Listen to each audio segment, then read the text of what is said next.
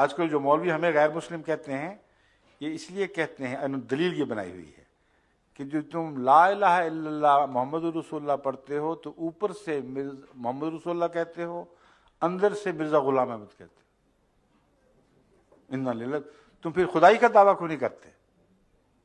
ہمیں شرک فی النبوت کا الزام لگاتے ہو، تم تو خدا بن بیٹھے ہو۔ ہم خدا کی قسمیں کھا کے کہتے ہیں کہ ہم محمد رسول اللہ ہی کہتے ہیں، محمد رسول اللہ ہی مانتے ہیں، محمد رسول اللہ پر ہی درود بھیجتے ہیں، آپ ہی ہمارے دل میں ہیں، آپ ہی ہماری زبان پہ ہیں۔ ان کو کیا حق ہے؟ اگر حق ہے تو خدا کو ہے۔ خدا اس حق کو استعمال کرنے کے باوجود محمد رسول اللہ کو یہ اجازت نہیں دیتا کہ ان کو غیر مسلم کہو۔ یہ قرآن کی شان ہے، یہ اسلام ہے۔ فرمایا ان سے کہہ دو کہ تم ایمان نہیں لائے، یہ تو خدا بتا چکا ہے۔ وَلَمَّا يَدْخُلِ الْإِيمَانُ فِي قُلُوبِكُمْ، ایمان تمہارے دلوں میں داخل ہی نہیں ہوا، جھانک کے بھی نہیں دیکھا۔ لیکن ان سے کہہ دو قُولُوا أَسْلَمْنَا، کہ مسلمانی کا دعویٰ بے شک کرتے رہے، کیونکہ جو یہ منہ سے کہہ دے گا میں مسلمان ہوں، ہمیں حق نہیں کہ اس کو غیر مسلم کہہ دے۔ اب آپ سوچیں تو صحیح، کبھی خدا کے لیے غیر احمدی مولویوں سے پوچھ کے تو دیکھیں کہ محمد رسول اللہ سے زیادہ منافقوں کے دلوں کا حال جاننے والا کوئی اور تھا، جس کو خدا خود بتا رہا تھا۔ ایک مثال بتائیں کہ کسی نے کہا ہو میں مسلمان ہوں، محمد رسول اللہ نے کہا نہیں تو جھوٹے غیر مسلم ہو۔ ساری زندگی ایک شخص کو بھی غیر مسلم آپ نے نہیں قرار دیا، ایسے وقت میں بھی جبکہ شک کے تمام مواقع موجود تھے۔ حیرت انگیز رسول ہیں صلی اللہ علیہ وسلم، یعنی عجز ایسا کہ جہاں خدا نے روک دیا وہاں رک گئے، ایک ذرہ بھی اس سے آگے قدم نہیں اٹھایا۔ خدا نے فرمایا ان کو کہو بے شک مسلمان کہو، آپ نے ہمیشہ مسلمان کہنے والے کو مسلمان ہی کہا اور کسی ایک دعوے دار اسلام کو غیر مسلم قرار نہیں دیا۔ کوئی ضعیف سی حدیث بھی لا کے دکھا دیں تو کبھی دکھا نہیں سکتے، ایسا واقعہ کبھی نہیں ہوا۔ لیکن اگلا قدم کسی اور کو بھی اجازت نہیں دی۔ اپنا یہ حال تقویٰ کا اور خدا کی فرما برداری کا کہ جنگ بدر کے وقت جب کہ مسلمانوں کی کمزوری کا حال سب پر ظاہر و باہر ہے، اس کو دہرانے کی ضرورت نہیں، کتنی کمزوری کے عالم میں تھے۔ صحابہ خوش ہوتے ہوئے محمد رسول اللہ کی خدمت میں حاضر ہوئے کہ عرب کا ایک مشہور پہلوان جس کے نام سے لوگوں کے دل دہلتے ہیں، وہ آیا ہے کہ میں اسلام کی طرف سے لڑوں گا۔ محمد رسول اللہ نے فرمایا مجھے کسی مشرک کی ضرورت نہیں، میرا خدا کافی ہے۔ عظیم الشان اعلان۔ تم خوش ہو رہے، صحابہ خوش ہو رہے تھے، محمد رسول اللہ کا مجھے کوئی ضرورت نہیں ہے، لے جائے اپنی پہلوانی کو۔ اس نے کہا یا رسول اللہ میں ایمان لاتا ہوں، مسلمان ہو جاتا ہوں۔ اور میں ٹھیک ہے اب لڑو۔ عجیب شان ہے، کیسا تقویٰ، کیسا انسانی حقوق کا محافظ نبی تھا۔ یہ نہیں کہا کہ صاف نظر آ رہا ہے تم جھوٹ بول رہے ہو، دل چاہ رہا ہے لڑنے کو۔ اس نے اپنا انتقام لینا تھا اصل میں مشرکوں سے، اپنا اس کو کوئی رشتہ دار مانا گیا تھا ان کے ہاتھوں، اہل مکہ کے ہاتھوں۔ رسول اللہ صلی اللہ علیہ وسلم نے یہ نہیں کہا ٹھیک ہے آ جاؤ، تم مسلمان کہتے ہو تو مسلمان ہو۔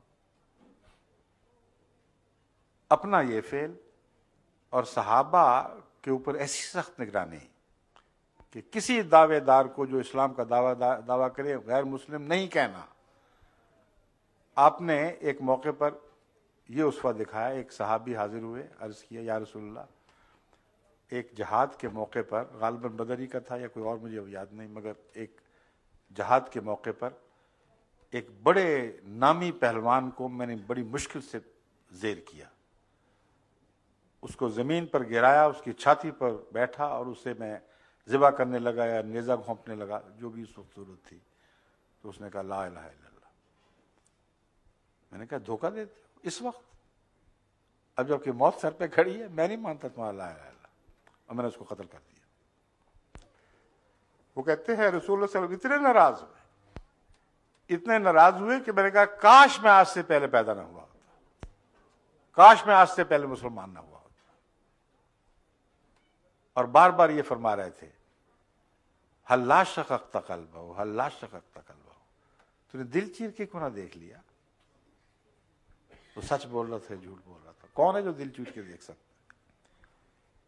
پھر فرمایا ایک اور حدیث میں روایت یہ ہے کہ بتا جب قیامت کے دن اس کا لا الہ الا اللہ تیرے خلاف گواہ کھڑا ہوگا تو کیا جواب دے گا خدا کو؟ محمد رسول اللہ کا تو یہ انکسار ہے اپنے رب کے حضور، یہ عاجزی آپ نے اپنے بندوں کو سکھائی. تم کوئی عالم الغیب نہیں ہو، عالم الغیب خدا جو مجھے بتاتا ہے کہ کون سچا ہے کون جھوٹا ہے، اس نے بھی اجازت نہیں دی کہ دعوے دار اسلام کو میں غیر مسلم کہوں، اور تمہیں بھی اجازت نہیں میں دوں گا. آج کے مولوی خدا بھی بن بیٹھے ہیں، رسول اللہ صلی اللہ علیہ وسلم کے بھی ہمسر نعوذ باللہ، ان سے بھی بڑھ کر دین کو سمجھنے والے ہو گئے ہیں، اور مسلمان سادہ لو سمجھتے نہیں ان باتوں کو. آپ کو کہتے ہیں، اخباروں میں بیان دیتے ہیں کہ احمدی سادہ لو مسلمانوں کو دھوکہ دے کر احمدی بنا لیتے ہیں، یہی کہتے ہیں نا. تو اب بتائیں سادہ لو آپ ہیں جو ان کی باتیں مان جاتے ہیں. ہماری باتیں ماننا تو سادہ لوئی کہلا ہی نہیں سکتا، کیونکہ ہم مشکل رستوں کی طرف بلاتے ہیں. کوئی سادہ لو اپنی مرضی کی بات تو مان جاتا ہے، اپنی مرضی کے خلاف باتیں کیسے مان سکتا ہے؟ عجیب سادہ لو ہی ہے ان مسلمانوں کی جو احمدی ہو رہے ہیں ان کے نزدیک. جب ان کو کہتے ہیں احمدی ہو جاؤ، ان کے ماں باپ ان کو آگ کر دیتے ہیں، ان کا منہ دیکھنے کے روادار نہیں رہتے، ان کی جائیدادیں چھینی جاتی ہیں، ان کو گلیوں میں گھسیٹا جاتا ہے، ان پر مقدمے بنائے جاتے ہیں، ان کو مارا جاتا ہے. کہتے ہیں بڑے سادہ لو ہیں. بیوقوف تم ہو، سادہ لو تم ہو کہ کوئی سادہ لوہی میں یہ مصیبتیں اٹھایا کرتا ہے. جب تک صداقت دکھائی نہ دے اس وقت تک کوئی اسلام میں قربانی نہیں کر سکتا. یہی حکمت ہے کہ انبیاء اور ان کے ساتھیوں کو مصیبتوں میں سے گزارا جاتا ہے. نعوذ باللہ خدا ان کا دشمن تو نہیں تھا، ان سے سب سے زیادہ پیار کرتا تھا.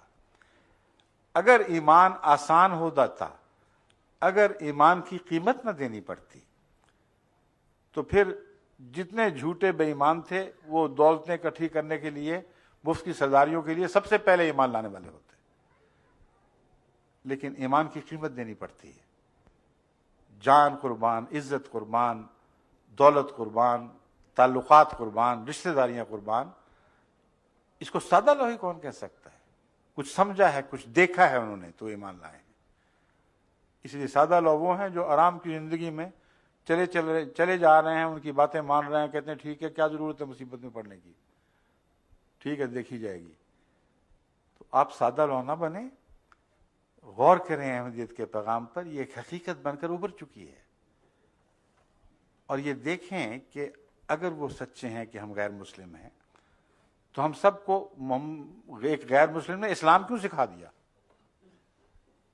وہ کیسا مفتری نکلا کہ سب سے زیادہ نمازیں پڑھانے والا بن گیا، سب سے زیادہ نیکی کی تعلیم دینے والا بنا، قربانی کی تعلیم دینے والا بنا. اس کو مان کر لوگ پیسے قربان کرنے لگے ایک ایسے رستے پر جس پر چلنا بڑا مشکل ہے. عزت بھی گئی، جان بھی گئی. یہ کیا رستہ ہے؟ یہ اسلام کا رستہ ہے. محبت پیدا کر دی، قومی تفریقیں اڑا دی. ایک انگریز مسلمان، ایک پاکستانی مسلمان، ایک افریقی مسلمان، یوں بھائی بھائی ہو گئے کہ جیسے نسلیں غائب ہی ہو گئی ہیں بیچ میں سے. مشرق سے مغرب تک جو اخوت پیدا کی ہے امام مہدی نے، اس کی کوئی مثال تو دکھاؤ دنیا میں کہیں. اور یہ اخوت سچائی کی نشانی ہے، نہ کہ جھوٹ کی. قرآن کریم فرماتا ہے انما المومنون اخوہ. مومن تو یقیناً مومن ہی ہیں جو بھائی ہوتے ہیں. اب بھائی بھائی بنے ہوئے ساری قومیں بھائی بھائی بن رہی ہیں، یہ کہتے ہیں غیر مسلم. تو مسیح موعود عجیب نکلے ہیں کہ نعوذ باللہ ان کے نزدیک سب سے بڑے مفتری، سب سے بڑے خدا پہ جھوٹ بولنے والے، اور پھیلا رہے ہیں اسلام کی روح پھیلا رہے ہیں، نیکیاں قائم کر رہے ہیں. اب آپ کو جب ہم بلاتے ہیں تو جس دن آپ ایک لمحہ کے لیے بھی محسوس کریں کہ اسلام سے ہٹ کر کوئی بات کہتے ہیں، کوئی جبر ہے، اسی وقت منہ پھیر کے واپس جا سکتے ہیں.